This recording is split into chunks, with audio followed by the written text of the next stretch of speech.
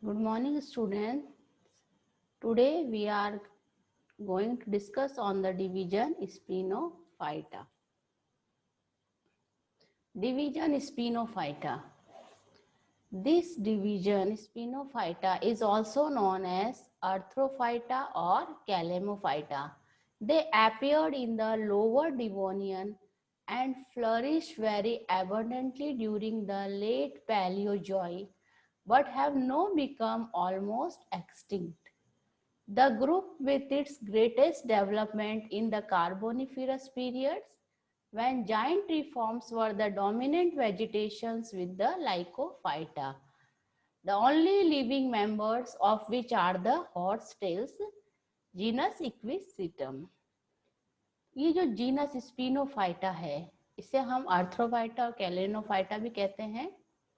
और ये जो हम जब से पहले जो अपीयर्ड हुए थे लोअर डिवोनियन में हुए थे, जो लोअर डिवोनियन पीरियड था उसके अंदर ये अपीयर्ड हुए थे और आराम से खूब अच्छे फ्लरिश हुए ये in the Palaeozoic period, but have now become almost, लेकिन अब ये मैक्सिमम जो इसके मेंबर्स हैं वो सारे विलुप्त हो चुके हैं। इसका जो मैक्सिमम डेवलपमेंट हुआ इस ग्रुप का हुआ वो कार्बोनिफेरस पीरियड्स में हुआ। इसके अंदर बहुत बड़े बड़े ट्री भी पाए गए थे उस समय, जो कि उस समय जो वेजिटेशन थी उसका एक बहुत प्रमुख भाग थे। इसके अभी सिर्फ एक ही जीनस बचा हुआ इक्विसिटम, और सारे जो इसके मेंबर्स हैं वो सारे विलुप्त हो चुके हैं। The distinguishing features of sphenophytes are, जिसके जो कैरेक्टरिस्टिक फीचर हैं जिससे कि हम इस डिवीजन के अंदर कौन से मेंबर्स रखते हैं वो इस प्रकार से हैं। Sporophyte has true roots and a perennial creeping rhizome supporting erect jointed stems bearing whorled leaves. अगर हम इसका जो स्पोरोफाइट देखते हैं तो उसके अंदर हम देखते हैं कि इसके अंदर ट्रू रूट्स पाई जाती है और उसके अंदर ये बहुवर्षीय है। पेरिनियल मीन्स बहुवर्षीय है। It lives many years. It is having rhizome, creeping rhizome, which is having jointed stems and whorled leaves are arranged in a leaf, in a whorl. So here you can see this is the equisetum. Here you can see this is a node and this is node and this is internode. So here you can see the branches of stems arise in a whorl from this stem, and you here you can see the grooves and ridges. In these nodes you have seen the scale-like leaves, stems which are jointed with distinct nodes. So here you see the stems which are jointed by distinct nodes. They are green in color and they are longitudinally ribs. And they are photosynthetic in their function. So stem take parts in the photosynthesis because their leaves are reduced to scales and the branches also arise in whorls from the nodes. तो यहाँ पे आप देखिए कि जो branches है ये इसकी जो नोड है यहाँ से ब्रांचेस निकल रही है और ये जॉइंट है, जुड़ाव देख रहे हैं आप जो स्टेम्स ऐसे लग रही है जॉइंट्स हों उसके अंदर, और इसमें ये जो जॉइंट्स है यहाँ पे इनको नोड कहते हैं। यहाँ पे लीव्स होती है जो कि बहुत ही स्केल लाइक्स होती है।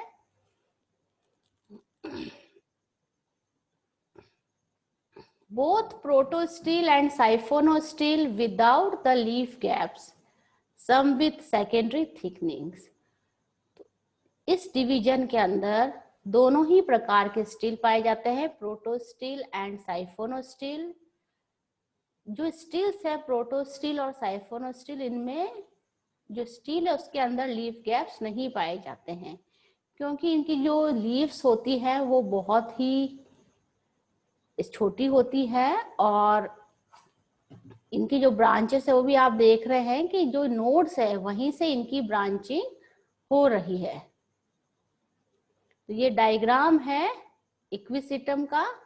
तो उसमें दो तरह की ब्रांचेस है, ये एरियल ब्रांचेस हैं और ये जो वेजिटेटिव है और ये रिप्रोडक्टिव ब्रांचेस हैं। तो इसमें आप देखिए जो ये ब्रांचेस है जो कि इसमें की क्लोरोफिल नहीं है, इसके ऊपर स्ट्रोबिलस है, this is fertile stem and this is sterile stem. तो this is node, in between two nodes this region is known as the internode. Here you can see at the node leaves which are very small in size and whorled branches. Branches are, these are branches and branches are arranged in a whorl. एक चक्कर की भांति ये जो branches है इसके node पे arrange होती है. Leaves scale like greatly reduced and borne in the whorls at the nodes of the aerial stem or its branches. The leaves are short-lived and are usually united to form a sheath around each node. तो ये जो leaves होती है ये सारी arrange होती है और एक वॉल बनाती है इसकी नोड की चारों तरफ और हाईली रेड्यूस्ड होती है और ये एक शीट बनाती है नोड के चारों तरफ यूनाइटेड होके। और ये जो लीव्स होती है कुछ ही समय के लिए जीवित रहती है। Sporangia are produced on usually peltate structures called sporangiophore, arranged in whorls on terminal strobilus or cones. तो ये जो स्पोरेंजिया है, यहाँ पे हम देख रहे हैं ये स्पोरेंजिया है। ये जो स्पोरेंजिया है ये हम देखते हैं स्ट्रोबिलस के अंदर बनते हैं स्पोरेंजिया। तो ये स्ट्रोबिलस है, तो ये स्ट्रोबिलस का एलएस काटा है। तो एलएस के अगर हम काटते हैं तो हमें इस तरह से इसकी स्ट्रक्चर दिखाई देता है। तो ये है जो स्पोरेंजियोफोर्स हैं, ये स्पोरेंजियम और ये पैल्टेडिस और उसकी स्टॉक को मिलाकर हम इसे बोलते हैं स्पोरेंजियोफोर्स। और जो स्पोरेंजियोफोर्स है उसके अंदर ये जो स्ट्रक्चर दिखाई दे रहा है इसे हम बोलते हैं पैल्टेडिस। इसकी दोनों तरफ स्पोरेंजियम लगे हुए हैं और इसके अंदर स्पोर्स बनते हैं। ये सारे स्पोर्स कैसे होते हैं? होमोस्पोरस। तो ये जो है इस डिश को बोलते हैं पेल्टेड डिश और इसको बोलते हैं स्पोरेंज। तो ये जो स्ट्रक्चर बनता है इस पूरे स्ट्रक्चर को हम बोलते हैं स्पोरेंजियोफोर्स। तो ये भी एक चक्र की भांति अरेंज होते हैं, arranged in whorls on terminal strobilus. और तो ये जो है ये अरेंज होके टर्मिनल स्ट्रोबिलस और कोन बनाते हैं। यहाँ पे आप देखिए इसकी बेस में एन्युलस दिखाई दे रही है। ये जो लीफ ये स्ट्रक्चर है annulus, this is the annulus. This is stalk of sporangiophore sporangium and these are spores. Mostly they are homosporous. The living genera Equisetum is homosporous, but some extinct forms were heterosporous. तो जो जातियां जो इसके members हैं जो विलुप्त हो गए उसमें से कुछ heterosporous भी थे जिनमें कि they were having two types of spores, while in the living genera such as which is homosporous, Equisetum is homosporous. In Equisetum, all the spores are of same size. There are no variations in the spores. Anthrozoids are multiflagellated. Gametophytes are exosporic and green. So gametophytes are haploid structures. They are formed from the spores, outside the spores, and they are independent. ये बाहर बनते हैं spores के और जेमिनेट होके, और ये जो गैमेटोफाइट्स है ये अपना भोजन स्वयं बनाते हैं। इनके अंदर क्लोरोप्लास्ट होता है तो इसलिए इसको क्या बोलते हैं हम लोग, एक्सोस्पोरिक है और ये ग्रीन होते हैं कलर्स के अंदर। Embryogeny is exoscopic in living species. Division Sphenophyta is divided into two classes, Sphenophyllopsida and Calamopsida. Class Sphenophyllopsida is having only one order, Sphenophyllales, while class Calamopsida is having three orders, Hyaenales, Calamitales and Equisetails. The order Sphenophyllales are divided into two families, Sphenophyllaceae and Chirostrobaceae. In the order Hyaenales, there are two families, Protohyaenaceae and Hyaenaceae. In the order Calamitales, there are two families, Asterocalamitacea and Calamitaceae. In the order Equisetails, there is only one family, Equisetaceae. Class Sphenophyllopsida. This class, represented by fossils, only include one order, Sphenophyllales. तो ये जो और class है स्फिनोफिलोप्सिडा, इसके अंदर सिर्फ एक order है, स्फिनोफिलिल्स। इस ऑर्डर की जो कैरेक्टरिस्टिक फीचर है, the first appeared in the upper Devonian and persisted until the lower Triassic. Remains of stems as well as of limbs being referred to the genus Sphenophyllum. तो इस ये appeared हुआ था अपर Devonian period के अंदर, और ये जब लोअर ट्रायसिक पीरियड था तब तक ये परसिस्ट कर रहा था। जो मीसोजोइक ईरा है उससे तक ये परसिस्ट कर रहा था, और उसके बाद में ये जो जीनस है इसका जो है मेनली जो है जो स्टेम्स होती है वे डेलिकेट होती है। सेकेंडरी थिकनिंग्स वॉज प्रेजेंट थी उनके अंदर, जो उस समय जो जीनस था स्फिनोफिलम। Many species are known, all of which are characterized by the word arrangement of the leaves, usually in multiples of 3 at each node. तो जो भी हमें इसके फॉसिल्स मिले हैं, जो कि हमें मिले स्टेम्स के रूप में और लीव्स के रूप में, तो उसको हमने नाम दिया जीनस स्फिनोफिलम।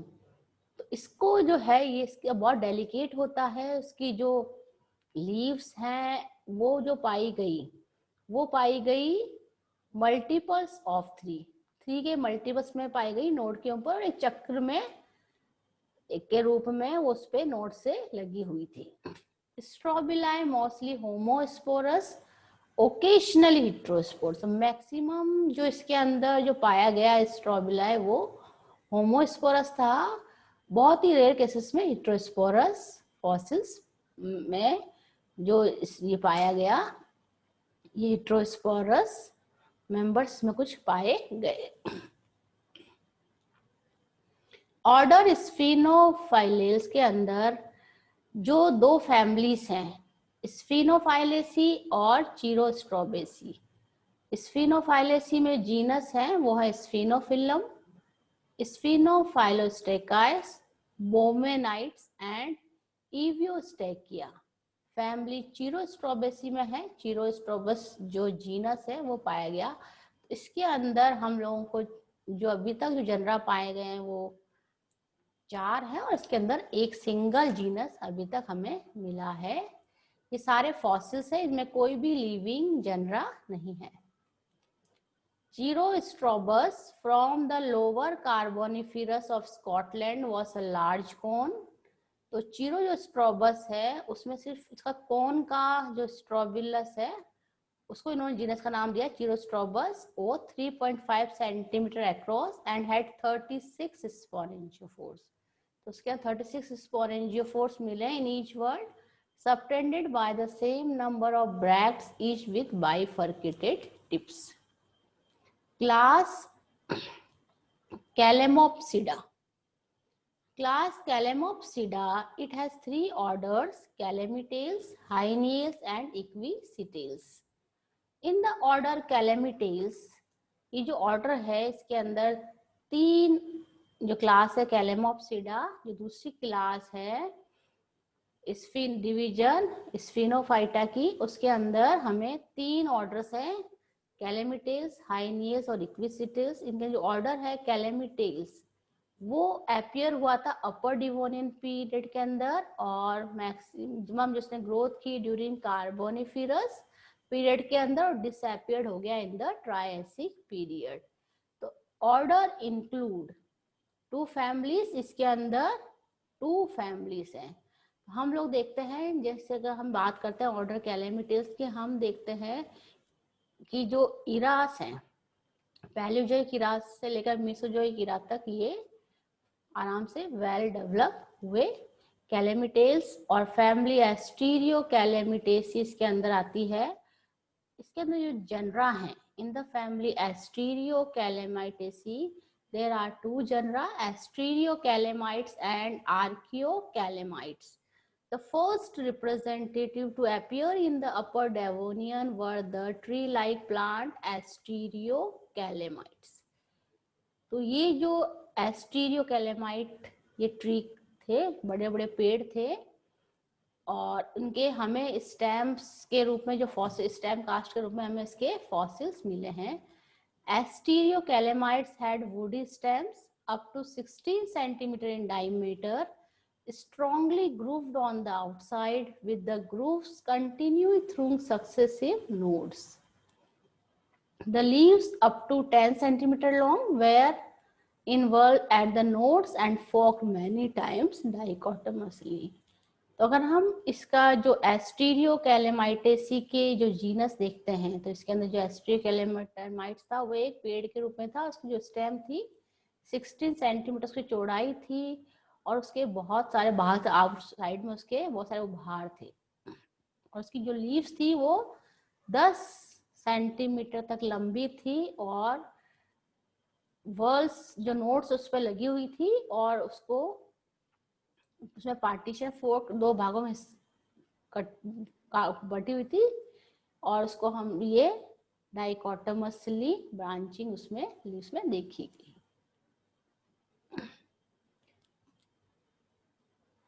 जो क्लास कैलेमोप्सिडा है उसका फर्स्ट ऑर्डर है कैलेमिटेल्स। इसके अंदर जो फैमिली है कैलेमिटेसी, सेकंड फैमिली, और इसकी जो जेनरास हैं वो हैं प्रोटोकैलेमाइट्स, कैलेमाइट्स, प्रोटोकैलेमोस्टेकाइस, एनुलेरिया, एस्टीरियोफाइलाइट्स, कैलेमोस्टेकाइस एंड पैलियोस्टैकिया।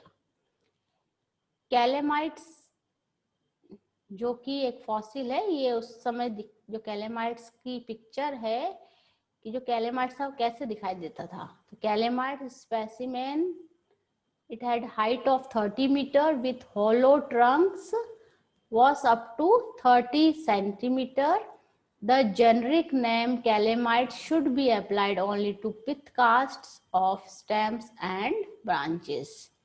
तो ये कैलेमोमाइट्स का पिक्चर है, ये हमें फॉसिल्स के रूप में ही मिलते हैं। ये सारे विलुप्त हो गए, अभी कोई भी इनका जीवित वंश नहीं है।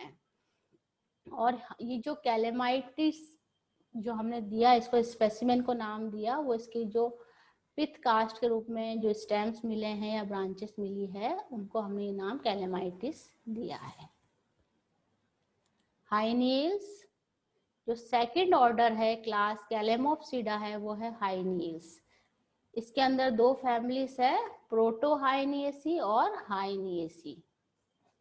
तो जो प्रोटोहाइनियसी उसमें जीनस है, सिंगल जीनस प्रोटोहाइनिया, और फैमिली हाइनियसी में दो जनरा है, Hyenia and Calamophyton. Hyeniales are smally shrubby fossils represented by three genera, Hyenia, Calamophyton. जो ये जनरा है हाइनिया और कैलेमोफाइटोन, ये मिडिल डिवोनियन से प्राप्त हुए, और जो प्रोटोहाइनिया ये फ्लरिश करता था लोअर डिवोनियन का। ये सारे जो हाइनियल्स थे जो मिले हैं सारे होमोस्पोरस है जो इसके मेंबर्स हैं, दे में हैव बीन सेकेंडरी थिकनिंग्स, और उनमें कुछ में जो मेंबर्स में सेकेंडरी थिकनिंग भी देखी गई है।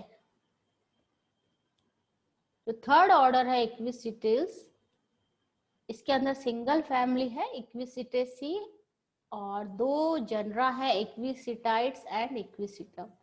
ये जो इक्विसिटाइड्स है वो एक्सटिंक्ट है, विलुप्त हो गया है, और जो इक्विसिटम है सिर्फ सिंगल जनरा जीनस है जो कि लिविंग है at present. They appeared in the Upper Devonian and reached their greatest diversity in the Upper Carboniferous.